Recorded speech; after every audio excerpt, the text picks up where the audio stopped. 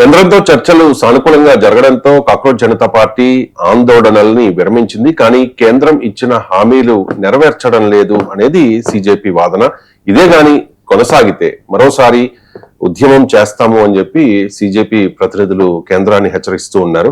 Professor గారు, ధర్మేంద్ర ప్రధాన్ అయితే రాజీనామా చేశారు. మరి ఆందోళనల్లో పాల్గొన్న విద్యార్థులపై కేసులు ఎత్తివేయడం లేదు. ఇప్పటికే ఒక డెడ్ లైన్ కూడా పెట్టింది సిజేపీ. ఏంటి సార్ కేంద్రం వ్యూహం ఏంటి? అంటే ఇప్పుడు కేంద్రము లిఖితపూర్వకంగా సోనం వాంగ్చుక్ రాసిచ్చిన దాంట్లోనూ అలాగే కాక్రోచ్ జనతా పార్టీ ప్రతినిధులతో జరిగిన చర్చల్లోనూ ఈవెన్ ధర్మేంద్ర ప్రధాన్ రాజీనామాకు ఒక్కరోజు ముందే కూడా అంగీకరించింది ఏంటంటే ఈ ఉద్యమంలో పాల్గొన్న విద్యార్థులపై కానీ ఆర్గనైజర్ నిర్వాహకులపై కానీ వాలంటీర్లపై కానీ ఎలాంటి కేసులు ఉండవు అని స్పష్టంగా హామీ ఇచ్చింది. ఈవెన్ జేపీ నడ్డా కూడా ప్రకటించారు అది ఎలాంటి కేసులు ఉండవు, ఇప్పటికే దాఖలైన ఎఫ్ఐఆర్లను తీసేస్తాం, ఇక ముందు కూడా ఏవి పెట్టము, అది ఢిల్లీలోనే కాదు దేశంలో ఎక్కడ నిరసనలు జరిగినా అని స్పష్టమైన హామీ కేంద్ర ప్రభుత్వం ఇచ్చింది. వాస్తవంగా ఈ హామీ ఇచ్చాక కూడా ధర్మేంద్ర ప్రధాన్ రాజీనామా చేయాల్సిందేనంటూ పట్టుబడుతూ ఉద్యమం మరి ఒక్కో రోజు కొనసాగాక అప్పుడు ధర్మేంద్ర ప్రధాన్ కూడా రిజైన్ చేశాక ఫైనల్ గా డీల్ కుదిరింది. ప్రభుత్వానికి ఉద్యమకారులకు ఉద్యమం విరమించుకోబడింది. ఇంత స్పష్టంగా హామీ ఇచ్చాక ప్రభుత్వం దానిపైన నిజాయితీ చూపకపోతే డెమోక్రసీలో బ్రీచ్ ఆఫ్ ట్రస్ట్ అంటారు. అంటే విశ్వాసాన్ని గనక సడలితే ప్రభుత్వం పైన పోరాడే ఏ ప్రజానీకం కూడా ప్రభుత్వాన్ని నమ్మరది. అందువల్ల ఇది ఒక పెద్ద ఛాలెంజ్ అవుతుంది. అయితే ఇది నిన్న ఈవినింగ్ కపిల్ సిబల్ తో కలిసి కాక్రోచ్ జనతా పార్టీ అధికార ప్రతినిధులు ప్రెస్ కాన్ఫరెన్స్ ప్రకటించారు. చిన్న తర్వాత లేట్ నైట్ ప్రభుత్వ ప్రతినిధులకు కాక్రోచ్ జనతా పార్టీ ప్రతినిధులకు మధ్య చర్చలు జరిగాయని నాకు గుర్తు. ఉదయాన్నే చూశాను. ఎర్లీ అవర్స్ 1 o'clock सीजेपी अधिकार प्रति सौरभ दास वीडियो పెట్టాడు. वीडियो చూద్దాం సార్ ఒకసారి.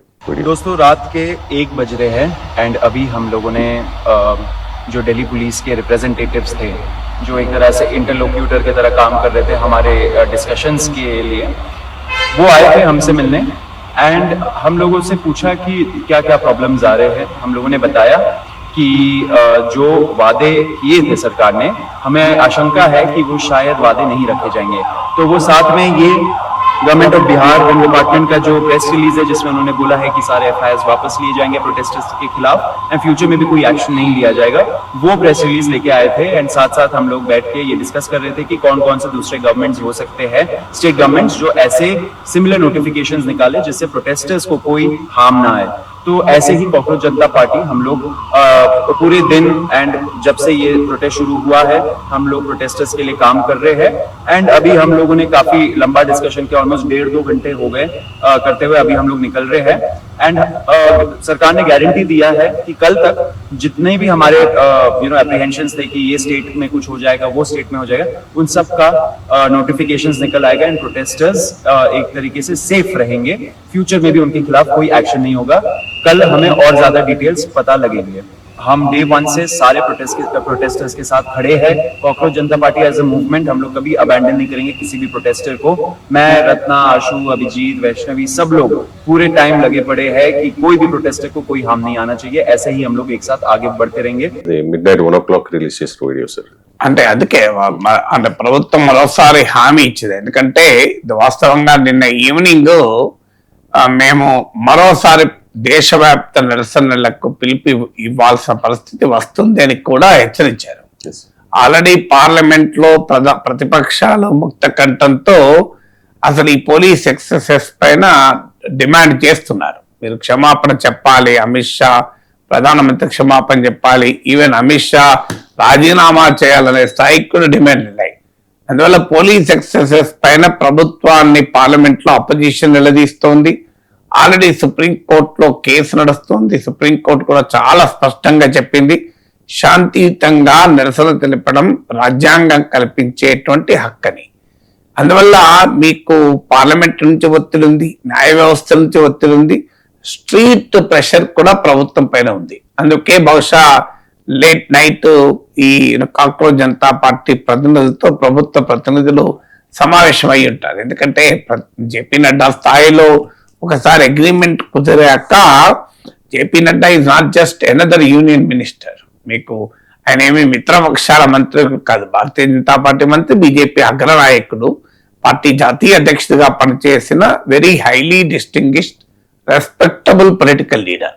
సో మీకు ఆయన వ్యక్తిగత క్యారెక్టర్ కూడా చాలా సౌమ్యుడు కనుక బహుశా ఆయన మీద నమ్మకంతో ప్రతినిధులు అంగీకరించి ఉండాలి.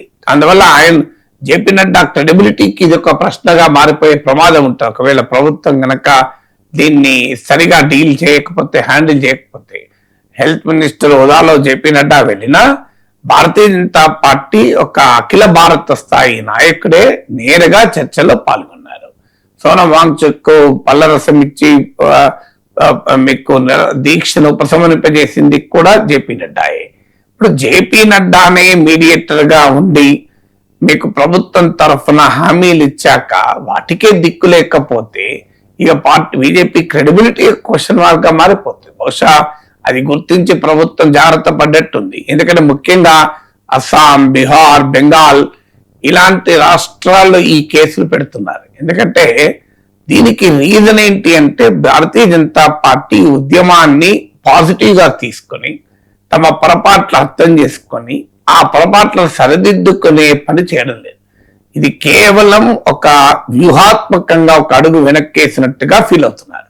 దానివల్ల ఈ సమస్య వస్తుంది. మీకు ఒక్కసారి గనక ఇప్పుడు మీకు కేరళకు చెందిన BJP intellectual cell convener, RSS లో ప్రముఖుడైనటువంటి టీజీ మోహన్ దాస్ నేతలు కాల్చిపడేస్తే వాళ్ళు నాకైతే ఛాన్స్ వస్తే అని మాట్లాడారు. సో ఆర్ఎస్ఎస్ డిసోసియేట్ చేసుకుంది, తీవ్రంగా ఖండిస్తున్నామని కూడా ప్రకటించింది. మాకు సంబంధం లేదు ఆయన స్టేట్మెంట్ అని. ఎందుకు ఈ రకమైన మాటలు అక్కడ ఇక్కడ వినబడుతున్నాయి? ఎందుకు బీజేపీ పాలిత రాష్ట్రాలు ఇలా వ్యవహరిస్తున్నాయంటే కారణం భారతీయ జనతా పార్టీ రాజకీయంగా తీసుకున్న వైఖరి వల్ల ఈ సమస్య వస్తుంది. హానెస్ట్ గా యాక్సెప్ట్ చేసి ఉంటే ఈ సమస్య వచ్చేది కాదు. మీకు ధర్మేంద్ర ప్రధాన్ జిందాబాద్ అంటూ పార్లమెంట్ లో చేసిన నినాదాలకు కానీ, ఆయన సన్మానం చేయడానికి కానీ, అంటే ఒక హానెస్ట్ గా ఒక తప్పు తెలుసుకొని ఒప్పందం చేసుకోలేదు. వ్యూహాత్మకంగా ఢిల్లీలో పరిస్థితుల్ని చేయి దాటిపోతున్నాయి కనుక మాత్రమే వెనక్కొచ్చారు అనేటువంటిది పార్టీ రాష్ట్ర స్థాయి నాయకులకు వెళ్ళింది అనుకోండి. అందుకే రాష్ట్ర ప్రభుత్వాలు వ్యవహరిస్తున్నాయి. అందువల్ల ఇప్పటికైనా అర్థం చేసుకోవాలి బీజేపీ జాతీయ నాయకత్వం. ఒక్కసారి ప్రభుత్వం తరఫున ఇచ్చిన కమిట్మెంట్ కు వాల్యూ లేకపోతే డెమోక్రసీ చాలా ప్రమాదంలో పడుతుంది. ఎందుకంటే ఇక పోరాడే ప్రజలు ఎప్పుడు పోరాటాల వదలరు. ఎందుకంటే ప్రభుత్వాలపై నమ్మకం లేకపోతే ఇంకేముంటుంది. అందువల్ల ప్రభుత్వం ఎంత స్పష్టంగా, ఎలాంటి అస్పష్టత కూడా లేదు, లాంగ్వేజ్ లో తేడా లేదు, ఏమీ లేదు, క్లియర్ గా అన్నారు. సో అన్న తర్వాత మీరు దానికి కట్టుబడి ఉండకపోతే ఇప్పుడు ఢిల్లీ పోలీస్ కూడా ఫేషియల్ రికగ్నిషన్ టెక్నాలజీతో వాళ్ళు గుర్తించేటువంటి పని చేస్తుంది. అందువల్ల మీరు ఇంకో ముఖ్యమైన అంశం కూడా బీజేపీకి అర్థం కావాల్సింది, పాల్గొన్న ప్రొటెస్టులంతా మీ వ్యతిరేకులు కారు, వాళ్ళు మన సాధారణ బిడ్డలు. వారేమి రాజకీయ పార్టీల కార్యకర్తలు కారు. వారి పట్ల అంత కక్ష ఉండాల్సిన అవసరం లేదు. వారు ఒక ఆవేదనతో కడుపు మండి రోడ్డు మీదకి వచ్చారు. అలా రోడ్డు మీదకి వచ్చిన వారిని అందరినీ శత్రువులుగా తీసుకుంటే అది రాజకీయంగా కూడా సరైనటువంటి దృక్పథం కాదు కదా.